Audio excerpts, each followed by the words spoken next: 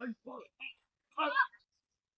اللہ الرحمن الرحیم۔ رسول اللہ صلی اللہ علیہ وسلم نے فرمایا، قرآن مجید کا ماہر قرآن لکھنے والے انتہائی معزز اور اللہ کے فرما بردار فرشتوں کے ساتھ ہوگا، اور جو انسان قرآن مجید پڑھتا ہے اور ہکلاتا ہے اور وہ پڑھنا اس کے لیے مشقت کا باعث ہے، اس کے لیے 2 گنا اجر ہے۔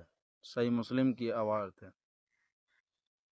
رسول اللہ صلی اللہ علیہ وسلم نے فرمایا، قرآن مجید کا ماہر قرآن لکھنے والے انتہائی معزز اور اللہ کے فرما بردار فرشتوں کے ساتھ ہوگا، اور جو انسان قرآن مجید پڑھتا ہے اور ہکلاتا ہے اور وہ پڑھنا اس کے لیے مشقت کا باعث ہے، اس کے لیے 2 گنا اجر ہے۔ صحیح مسلم کی روایت ہے۔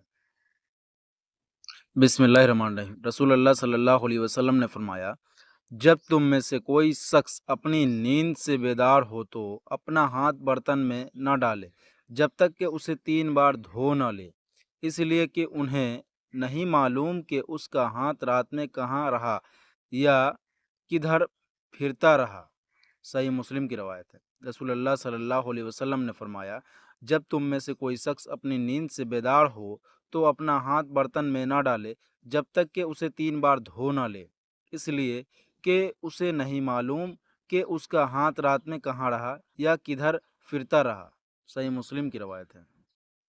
بسم اللہ الرحمن الرحیم۔ رسول اللہ صلی اللہ علیہ وسلم نے فرمایا، جو شخص حلال کمائی سے ایک کھجور کے برابر صدقہ کرے اور اللہ تعالیٰ صرف حلال کمائی کے صدقے کو قبول کرتا ہے تو اللہ تعالیٰ اسے اپنے داہنے ہاتھ سے قبول کرتا ہے۔ صحیح بخاری کی حدیث ہے۔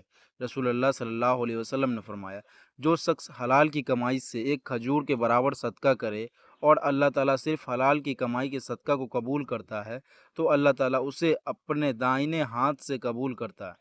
صحیح بخاری کی حدیث ہے۔ بسم اللہ الرحمن الرحیم۔ رسول اللہ صلی اللہ علیہ وسلم نے فرمایا، جس نے کسی کی زمین میں سے کچھ ناحق لے لیا تو قیامت کے دن اسے 7 زمینوں تک دھنسایا جائے گا۔ صحیح بخاری کی حدیث ہے۔ رسول اللہ صلی اللہ علیہ وسلم نے فرمایا، جس نے کسی کی زمین میں سے کچھ ناحق لے لیا تو قیامت کے دن اسے 7 زمینوں تک دھنسایا جائے گا۔ صحیح بخاری کی حدیث ہے۔ بسم اللہ الرحمن الرحیم۔ رسول اللہ صلی اللہ علیہ وسلم نے فرمایا، بخار جہنم کی بھاپ کے اثر سے ہوتا ہے، اسے پانی سے ٹھنڈا کر لیا کرو۔ صحیح بخاری کی حدیث ہے۔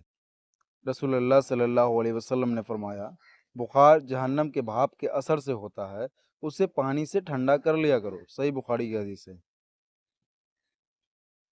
بسم اللہ الرحمن الرحیم۔ رسول اللہ صلی اللہ علیہ وسلم نے فرمایا، تم میں سے اگر کوئی انگار پر بیٹھ جائے، اس کے کپڑے جل جائے اور اس کا اثر اس کے کھال تک پہنچے، یہ اس کے لیے قبر پر بیٹھنے سے بہتر ہے۔ صحیح مسلم کی روایت ہے۔